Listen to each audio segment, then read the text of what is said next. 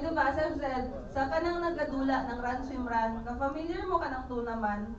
Diba, ang tunaman, lukso sila sa barko, languyon nila na hantod sa shore. Gikan sa shore, mag-bike na sila, kapila magtuyok-tuyok, tapos pag human, magdagan na pod. Then pagbalik nila sa finish line, again, as I've said, na ay balde dira nagahulat, may tubig na may ice. Depende na sa ila, madablik man sila dayon. Just to replenish, mahuwasan, para mahuwasan sila sa ilang kakapoy. So yung sinasabi mo na gaano katagal, parang wala man, kay diretsyo man. Depende na lang sa imo kung gusto nimo mupahulay sa kakadali. Pero yun nga, so far sa observation na mo, public man sila diretsyo. Okay? Questions? So, ba't mga pangutanan, di ba mapas mo or kuan? Wala man sa science ang pass mo.